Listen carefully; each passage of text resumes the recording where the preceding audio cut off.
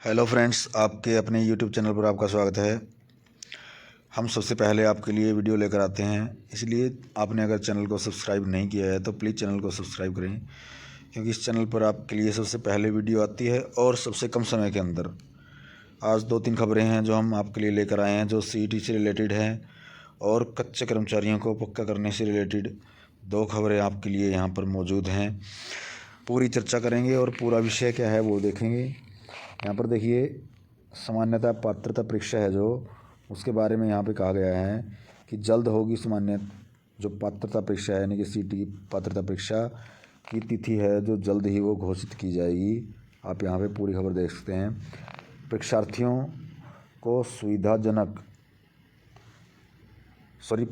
के लिए सुविधाजनक बनाए जाएं सभी परीक्षा केंद्र। यहाँ पर कहा गया है कि संयुक्त पात्रता परीक्षा 2025 को लेकर लघु सचिवालय में बैठक का आयोजन किया गया। हरियाणा कर्मचारी चयन आयोग के सदस्य साधुराम जाखड़ विशेष रूप से मौजूद रहे। उन्होंने परीक्षा की तैयारियों को लेकर डीसी प्रीति व अन्य अधिकारियों के साथ समीक्षा की। हरियाणा कर्मचारी चयन आयोग के सदस्य साधुराम जाखड़ ने कहा कि जल्द ही सामान्य पात्रता परीक्षा की तिथियाँ जो घोषित की जाने वाली है और इसकी जो सारी की सारी तैयारियां हैं वो की जा चुकी हैं।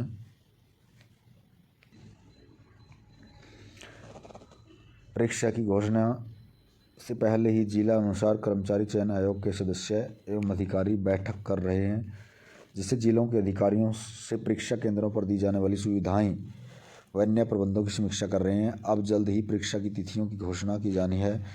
जिस तरह से पूर्व में 28 दिन तक चली परीक्षा में परीक्षार्थियों को कोई परेशानी नहीं हुई थी, उसी तरह इस बार भी प्रयास किया जाएगा कि परीक्षार्थियों को कोई परेशानी या दिक्कत न हो।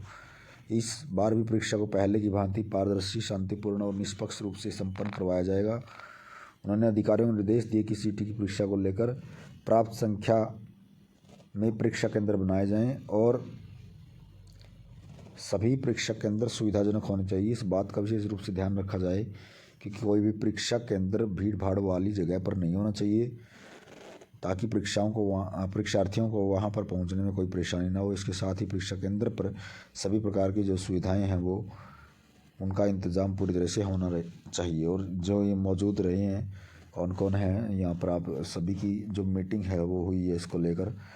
तो इसका मतलब आप देख सकते हैं, परीक्षा केंद्रों की तैयारी के साथ ही जो चर्चा है वो पूरी ज़ोरों से चल रही है यहाँ पर, और सभी अधिकारी हैं जो पूरी तरह से तैयार हैं इसके लिए।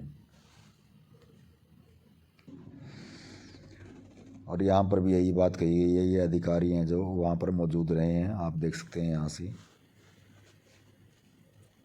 ठीक है, साधुराम जाखड़ जी ने ये मीटिंग है जो ली है। और दूसरी खबर क्या है वो भी देखते हैं। तो यहाँ पर देखिए, जो कर्मचारी हैं उनके बारे में एक बेहद बढ़िया खबर कह सकते हैं हम इसको। जो कच्चे कर्मचारी हैं उनको राहत मिली है कोर्ट की तरफ से। हाई कोर्ट ने 6 माह में इनको नियमित करने का जो आदेश दिया है।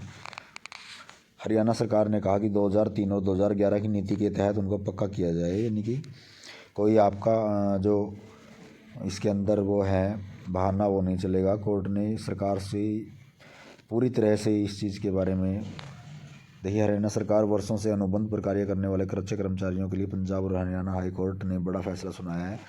कोर्ट ने हरियाणा सरकार को आदेश दिया है कि यह जो प्रक्रिया है वो नियुक्त किए हैं ऐसे सभी पात्र कर्मियों जो 2003 और 2011 की नीति के तहत 6 माह के भीतर उनको नियमित करना है। आपने इस नीति के तहत कर्मचारियों के पास लगातार 10 साल की नौकरी का अनुभव होना अनिवार्य है। हालांकि कोर्ट ने स्पष्ट कर दिया है कि 1996 की नीति के तहत अब कर्मचारी को नियमित नहीं किया जाएगा।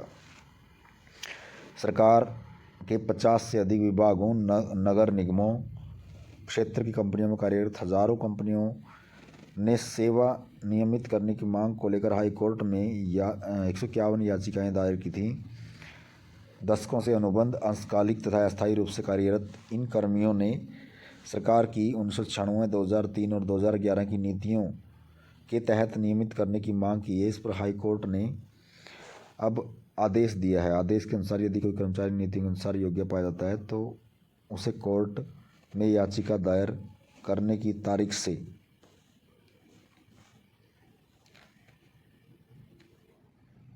उसे नियमित किया जाएगा तारीख से लेकर अब तक जो वहाँ पर, और सेवानिवृत्त कर्मचारियों को भी लाभ है। याचिका दाखिल करने की तिथि से बकाया वेतन तो मिलेगा पर ब्याज से के हकदार नहीं होंगे।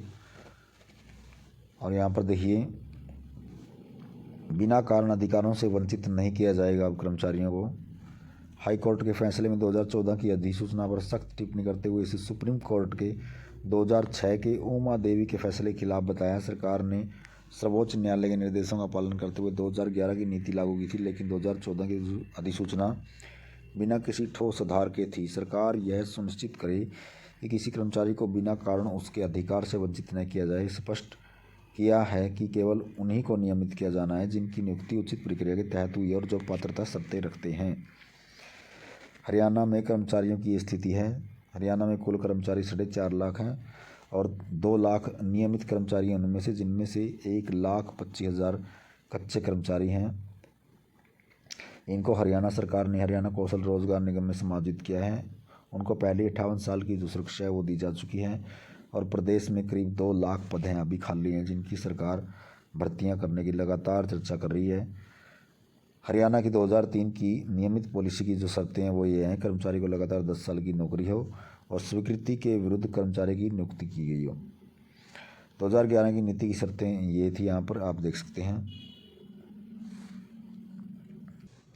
कर्मचारी को लगातार 10 साल की नौकरी का अनुभव हो, कर्मचारी की भर्ती स्वीकृत पद के विरुद्ध हो, स्वीकृत रिक्त पद खाली हो, यानी कि कोई कर्मचारी जिस पर पक्का होने जा रहा है वह अभी खाली होना चाहिए, पद विज्ञापित किया हो, शैक्षणिक योग्यता पूरी करता हो, यानी कि ये सारी चीज़ें हैं जो आपके पास होनी चाहिए पक्का होने के लिए। तो आप देख सकते हैं यहाँ पर एक अच्छी खबर कह सकते हैं, क्योंकि सभी जो कर्मचारी हैं जो लगे हुए हैं और एक कॉन्ट्रैक्चुअल या कह सकते हैं कि वो कच्चे कर्मचारी के बेस पर काम कर रहे हैं, तो सभी के लिए एक अच्छी खबर है। क्योंकि जैसे जैसे आपका अनुभव बढ़ता जाएगा आप नियमित होने की कगार की बहुत नज़दीक पहुंच जाएंगी और आप नियमित होंगे, ये श्योर है। तो देखिए यहाँ पर दूसरे अखबार के अंदर भी यही खबर है।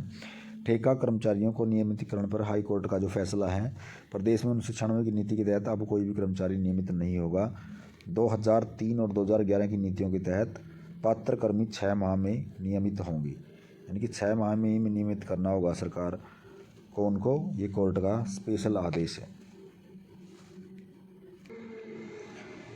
इस खबर के अंदर भी वही बात कही गई है जो अभी हमने देखी है। तो पूरी खबर यहाँ पे देख सकते हैं आप। 2014 की अधिसूचना पर टिप्पणी है, ये खबर हम देखते हैं यहाँ पर। हाई कोर्ट ने 2014 की अधिसूचना पर सख्त टिप्पणी की और इसे सुप्रीम कोर्ट के 2006 के उमा देवी के फैसले के खिलाफ सुनाया और जो सभी याचिकाएं हैं इससे संबंधित वो निपटा दी गई। कर्मचारी को यहाँ पर भी बिना कारण से हक से वंचित नहीं करना। 151 याचिकाएं हैं जो इसके अंदर वो दायर की गई थी।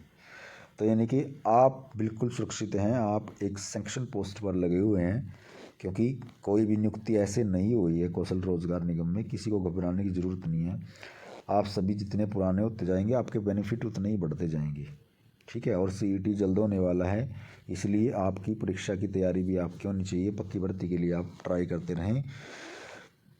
2 लाख भर्तियाँ सरकार अभी करेगी इसी प्लान के अंदर। 50,000 भर्तियों का खाका बिल्कुल पूरी तरह से तैयार है, जो जल्द से जल्द एग्ज़ाम लेकर उनको निपटाने की कोशिश की जाएगी। CET यही होगा, इसके बाद कोई CET नहीं लिया जाएगा, क्योंकि 5 साल में एक CET के थ्रू ही पिछली जो भर्तियाँ हैं वो हुई हैं। इसको देखते हुए दूसरा CET लेना पॉसिबल नहीं है, यही CET होगा, इसी की तैयारी करनी है आपने। और बहुत सारी भर्तियाँ हैं जो आपका इंतज़ार कर रही हैं। आशा है आपको वीडियो पसंद आई होगी। ऐसी वीडियो पाने के लिए अपने चैनल को सब्सक्राइब जरूर करें और वीडियो को लाइक करें, अपने फ्रेंड्स के साथ शेयर करें। Thanks to all.